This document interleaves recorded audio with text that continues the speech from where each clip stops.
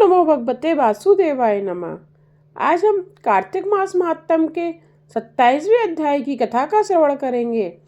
आगे की कथा सुनाते हुए सूत जी कहते हैं, हे ऋषियों, इस प्रकार वह राक्षस और पिशाचिनी दोनों घूमते फिरते नर्मदा नदी के तट पर एक बट वृक्ष के नीचे आकर ठहरे। उस बट वृक्ष पर एक गुरु निंदक ब्रह्म राक्षस रहता था।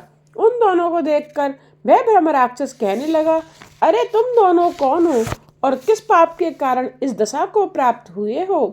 तब राक्षस रूपधारी राजा ने अपना तथा पिशाचिनी का संपूर्ण वृतांत सुनाकर कहा कि अब आप भी अपना वृतांत सुनाइए।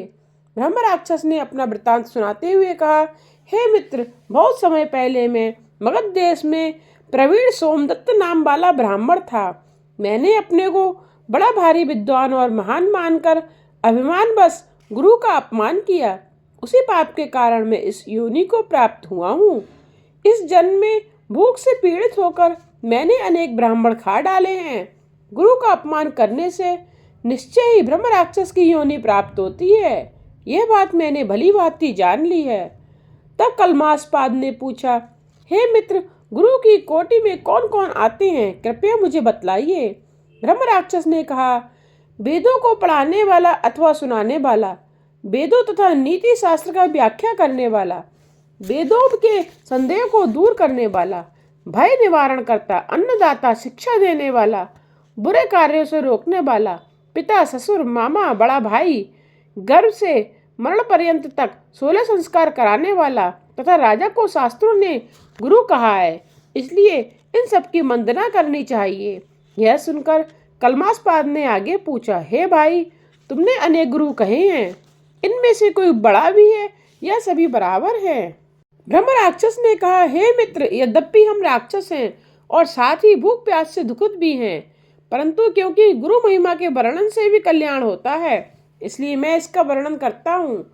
सब गुरु बराबर हैं, फिर भी इस संबंध में शास्त्रों का कथन सुनो। वेद तथा मंत्रों का उपदेश करने वाला, धर्म शास्त्रों तथा प्राणों के व्याख्याता तथा उपदेशकर्ता, ये विशेष गुरु माने गए हैं। इनमें से प्रमुख गुरु वह है जो देव पूजन करावे, देव पूजा का फल बतलावे अथवा गुप्त मंत्र का उपदेश दे। ब्रह्म राक्षस ने अपने राक्षस बनने की कथा सुनाते हुए कहा, मैंने धर्म, अर्थ, काम और मोक्ष देने वाले सभी पुराण गौतम ऋषि से सुने थे। एक समय मैं शिव जी का पूजन कर रहा था कि उसी समय महर्षि गौतम वहां पर आ गए। मैं पूजा में ही लगा रहा और मैंने खड़े होकर उनको प्रणाम नहीं किया। तब शिव जी ने गुरु का अपमान करने के कारण मुझे ब्रह्म राक्षस बना दिया। यह कथा सुनाते हुए सूत जी ने कहा, हे ऋषियों, इस प्रकार गुरु की महिमा का वर्णन करने तथा सुनने से उन तीनों के पाप नष्ट हो गए।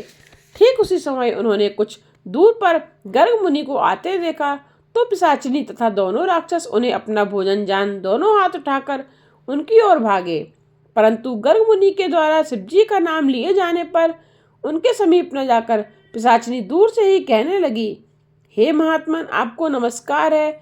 हमने कितने ही ब्राह्मण खा डाले हैं, परंतु महादेव जी का नाम स्मरण करने के कारण आप सुरक्षित हैं।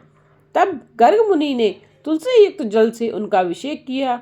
उस जल का स्पर्श होते ही वे तीनों राक्षस योनि से मुक्त होकर देव रूप हो गए।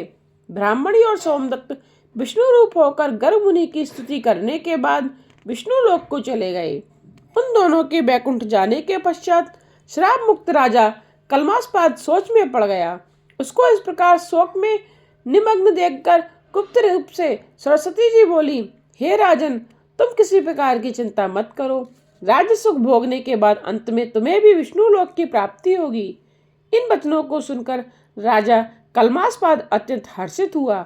राजा ने अपने गुरु का स्मरण किया और गर्ग मुनि को प्रणाम करके गंगा जी की स्तुति की। इसके बाद राजा भगवान विष्णु का स्मरण करता हुआ काशी जी चला गया। काशी जी में 6 मास रहकर राजा गंगा जी में स्नान और विश्वनाथ महादेव के दर्शन करते हुए आनंद प्राप्त करता रहा और इसके बाद प्रसन्नता पूर्वक अपने राज्य में आया। तब गुरुजी ने उसका अभिषेक कर उसे पुनः राजा बना दिया और वह अनेक वर्षों तक राज्य करने के बाद अंत में मोक्ष को प्राप्त हुआ। इस कथा को समाप्त करते हुए सूत जी ने ऋषियों से कहा, हे मुनियों, इसमें आश्चर्य जैसी कोई बात नहीं। भगवान का गुणगान करने तथा काशी का सेवन करने से मनुष्य को निश्चय ही मोक्ष की प्राप्ति होती है। तो गंगा जी में स्नान मात्र करने से ही करोड़ों जन्मों के पाप समाप्त हो जाते हैं। आज की कथा को यहीं समाप्त करते हुए इससे आगे की कथा का श्रवण आप अगले अध्याय में कीजिएगा।